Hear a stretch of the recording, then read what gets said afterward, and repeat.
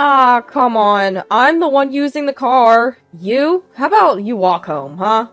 Starting the new year being bossed around, and now being told to walk home alone.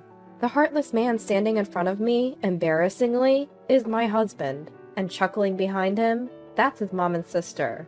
You know the saying, like father, like son? Fits them perfectly. My name is Eleanor, and I'm 40 years old. I work part-time in an office. I live with my husband and daughter Claire, who's in 8th grade. Raising a child goes by in a flash. It feels like just yesterday Claire was a little girl. She's going through a rebellious phase now, but she's a sweet girl who helps around the house when I'm not well. I met my husband Daniel at work. It was a typical office romance. Daniel's not exactly a whiz at his job, but he's calming to be around. Wrapped in his big arms, winters used to feel cozy, but over the years, he's become just plain stifling. The reason being, oh, for heaven's sake, how long have you been doing housework for us? She hit me with the spatula she was holding. Hey, it makes me feel like I'm not joking around. I clenched my teeth and held back. Because the one attacking me is Daniel's mom, my mother-in-law. We've been at odds since we got married. In her traditional family, family gatherings happen frequently for holidays and ceremonies. Each time, mother-in-law would scold me. You're the wife of the eldest son. Act like it. My problem isn't just my outdated mother-in-law. Hey, Eleanor. There's also my sister-in-law, who snacks on the fried chicken I prepared for everyone. Are you kidding me? I had a kilo of chicken. She a monster or what? I think it, but don't say it. My phone chirps with a notification. I glanced at it and couldn't stop laughing. What are you laughing at? Gross. Mom! Whenever I do something she doesn't like, she calls over my mother-in-law, and I get scolded. That's how it's been at my in-laws' place. When I talk to friends, they say divorce is the only option. Of course, I've thought about it too. But Daniel, as unreliable as he is Claire's only father. I just have to endure a few family gatherings a year. Besides, it's not like I don't have any allies at these family events. My phone never stops buzzing during family events. Hey, your phone keeps making noise. While stuffing his face, Daniel said this. By the way, he's on his 3rd serving of rice. Oh, maybe it's notifications from Claire's class moms on social media. Huh? Mom friends, huh? That must be tough. That was a lie. There is a mom's group, but this is something else. After finishing my chores, I sat down on the sofa to read the accumulating messages. Hey everyone, thanks for making it through another day. God, it was so cold today, wasn't it?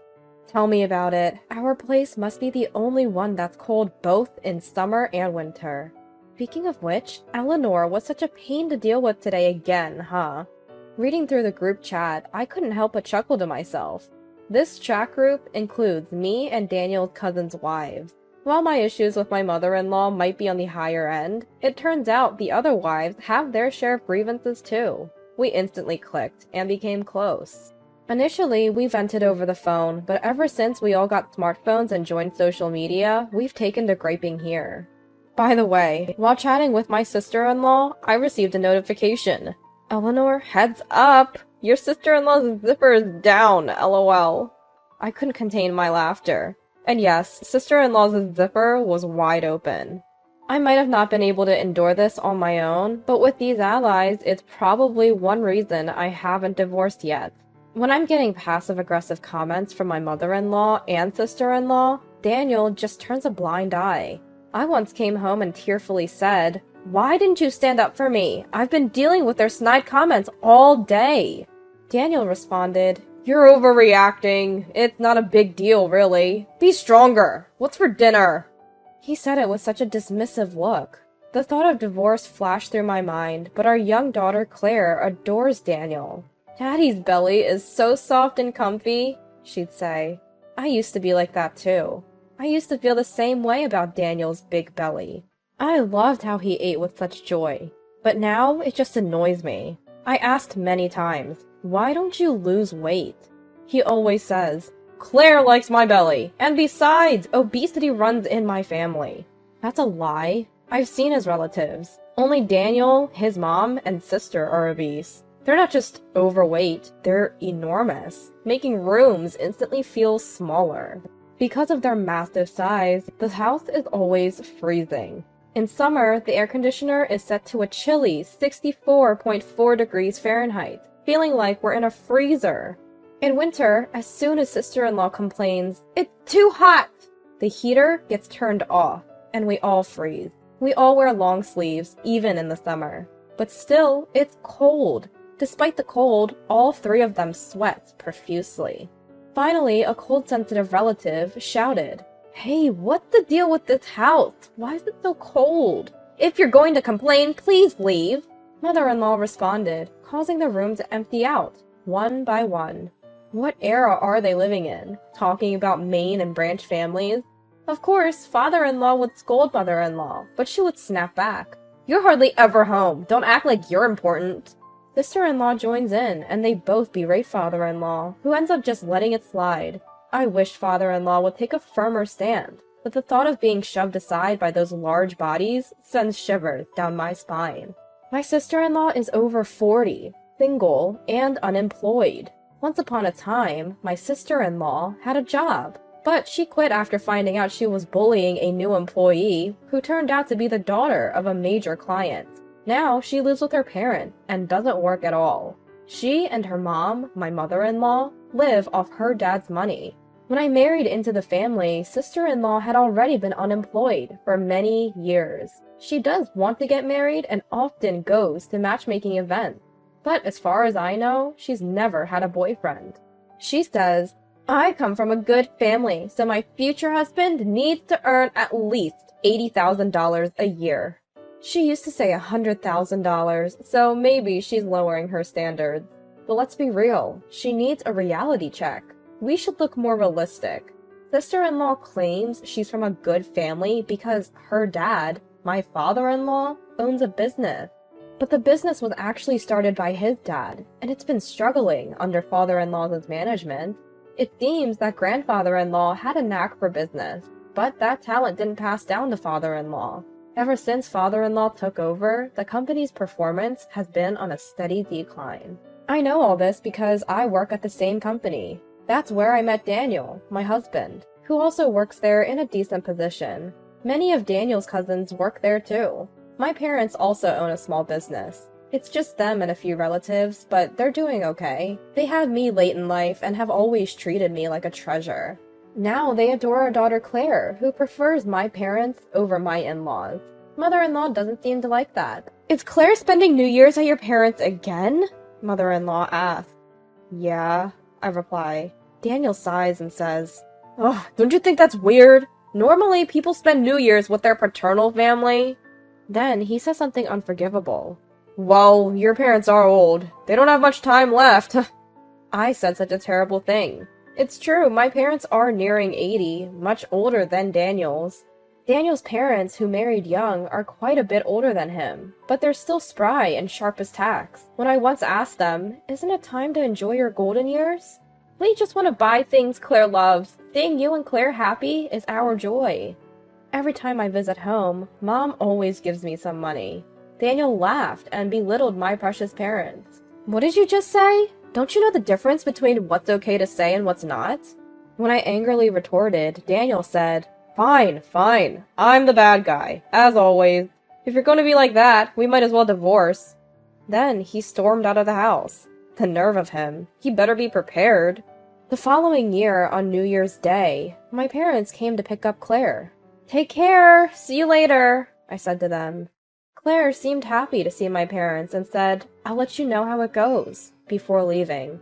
It was refreshing to see Claire smile after a long time of her looking downcast. Even though my parents had come over, Daniel didn't even bother to greet them. What a rude guy. I felt utterly disrespected. After a while, Daniel came out of his room, and we headed to his parents' house. We haven't spoken since that incident. I don't understand why Daniel is mad, but I'm glad we're not talking. Lately, the only thing I've heard from him is, "Seconds, please." When I ignored him, he clicked his tongue and slammed the rice cooker shut. "Stop taking it out on objects," Claire chimed in. "Yes, stop it." Only to be yelled at by Daniel. The atmosphere at home was terrible. As soon as we arrived at his parents' house, his mom, mother-in-law, said, Oh, Claire's with the other family again this year? What kind of upbringing is that? Daniel quickly threw me under the bus. It's Eleanor's poor parenting. Sorry, Mom. You can tell a lot about a person by their upbringing. Hurry up, we're busy with cleaning and preparing meals. This house felt as cold as ever. Upon entering the living room, I greeted the relatives gathered for the new year. Sister-in-law was there, and as expected, she ignored me.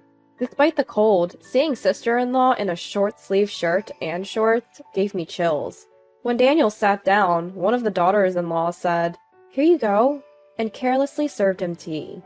Everyone was on my side because Daniel had been discussing all his actions in a group chat. Father-in-law was out, so he wasn't there. Seriously? We're all gathered here because Charles said he has something to discuss. Mother-in-law was getting impatient. While shivering and eating, a 5-year-old cousin said, "It's cold in here." She turned on the heater. The next moment, sister-in-law yelled, "Don't touch things in other people's homes, you brat!" She snatched the remote from the child and turned off the heater. Naturally, the child was shocked and started crying. "If you're going to cry, why don't you go home?"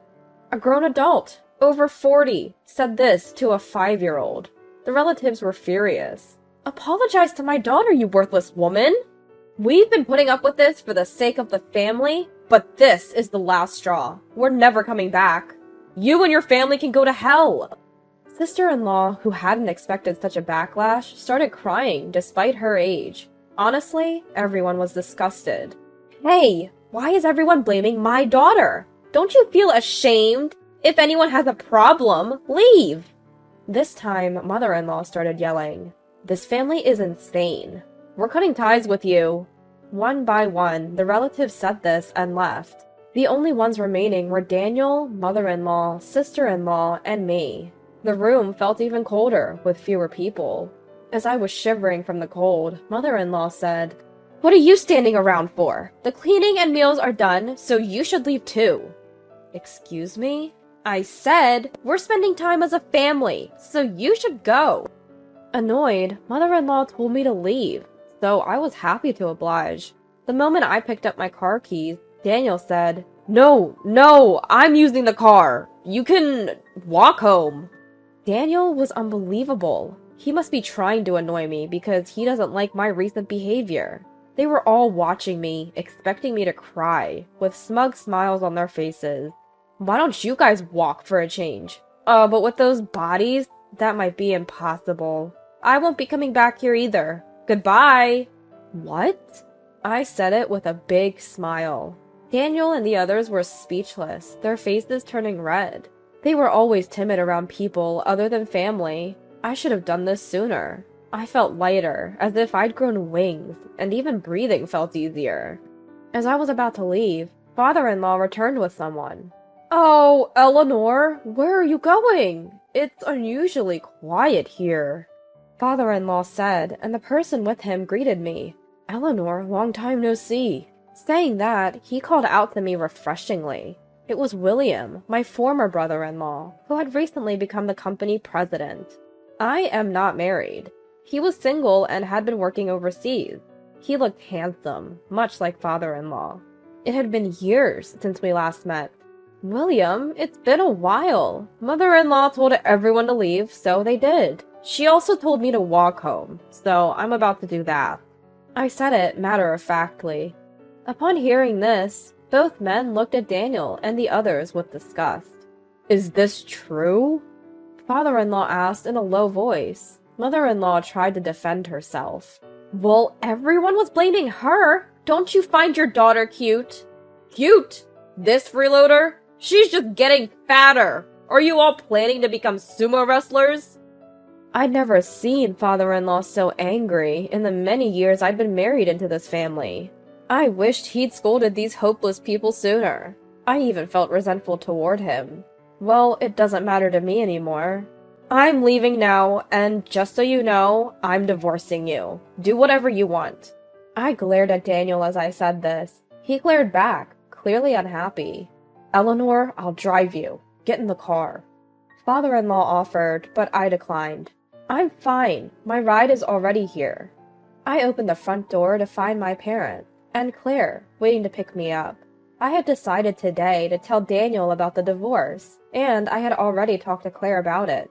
When I told Claire we were getting a divorce, she hugged me, tears in her eyes, and said, "Really? Living with Dad has been so hard?" She hugged me while shedding tears. Seeing Claire, Daniel desperately said, "Claire, you'll live with Dad, right? You love Dad." Claire started crying and said, "No way! After Dad takes a bath, there's hardly any hot water left, and he eats like a pig. Plus, Grandma said..." After saying that, Claire burst into tears. Claire had told me various things when I informed her about the divorce. "Grandma called me a failure." I couldn't believe it. That's not something a grandmother should say to her granddaughter. Mother-in-law looked guilty. And then this! Claire then showed me a photo of mother-in-law and sister-in-law shopping, their cart filled with meat and snacks. Some local overweight mom and kid are always blocking the aisles and being rude to the staff. So annoying! Those words were posted on social media by someone with no consideration. Claire's school caught wind of it. Thankfully, no one knew it was about her grandma and aunts, but the fear of being found out made every day stressful for her. Seeing Claire cry, Daniel finally seemed to grasp the gravity of the situation and fell silent. It was too late for realizations now. "We're handing over the family business and moving to the countryside. We've always loved gardening, and we're looking forward to enjoying our retirement. Eleanor and Claire are coming with us, so it should be a happy time for all of us." When Dad shared this with the in-laws, "Moving?" Daniel's eyes widened in surprise. Of course he was surprised. No one had told him anything. When we told our parents we were divorcing, Dad shared this plan with us. They had been thinking of moving back to the countryside, where Mom grew up. They had already found a new home, and once they confirmed we were heading to the in-laws, they started moving our stuff. "I'm truly sorry." My father-in-law apologized. "Considering how Eleanor and Claire feel, we have no intention of forgiving you. Excuse us," Dad said, his eyes cold, and led us to the car. Later, I contacted my father-in-law to resign from my job. I had already discussed the divorce with a close colleague, so the transition was smooth. My father-in-law kept apologizing over the phone, but I cut him off, saying, "It's fine." I left the social media group with the other daughters-in-law as is. When I announced the finalized divorce, they all congratulated me and thanked me for my hard work over the years. Since the incident at the in-laws during New Year's, some had even improved their relationships with their mothers-in-law. I heard that little girl still occasionally cries, remembering what happened, but she's back to her old self and attending preschool. I'm truly relieved. As for my former in-laws, my father-in-law stepped down as the company president. The new president is my former brother-in-law, William. They gathered the family to announce this during New Year's. They had gathered the family during New Year's to announce this. Daniel protested, "I'm the eldest son, you know!" But Daniel had been taking liberties at work, leaving early and coming in late, all because he was the boss's son. It was exhausting to keep covering for him. His lackadaisical attitude towards work meant his department's performance was poor. Frustrated both at home and work, my former father-in-law consulted with my former brother-in-law. Turns out he has some business acumen. The company's performance has been gradually improving. "Wait a minute! I never agreed to work!"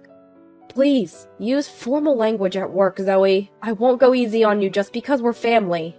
My former mother-in-law and sister-in-law were told to earn their own living and started working at the company. Daniel was transferred, and all three were assigned to sales. Daniel, who had been so sure he'd be the next president, was demoted to a regular employee. For someone as prideful as him, this must be the ultimate humiliation. Honestly, it serves him right. It seems that he walks a lot every day and works desperately. According to a former relative who happened to see them, all three of them seem to have lost weight. Seems like it's been a good diet for them, much better than staying cooped up at home. My former mother-in-law and sister-in-law, who used to be so close, are now constantly fighting, probably due to stress from work. I'll never forgive my former in-laws, but they've caused trouble for so many people. They should spend the rest of their lives making amends. As for us, we've moved to the countryside and are living peacefully. Claire, who was initially anxious about going to school, now says, "Mom, can I bring a friend home next time?" With a smile. I recovered to the point where I could say that with a smile. I was fortunate to find a full-time job quickly. Though we're managing. My parents, who live with us, have rented a small plot of land and are busy growing various vegetables. The cucumbers we harvested this summer were delicious. I failed as a mother for not noticing Claire's pain. I intend to keep the lines of communication open with my family, holding the feeling of making amends to Claire in my heart. I plan to say what needs to be said, and even have plenty of arguments. As a mother, I'm committed to cherishing my family from now on.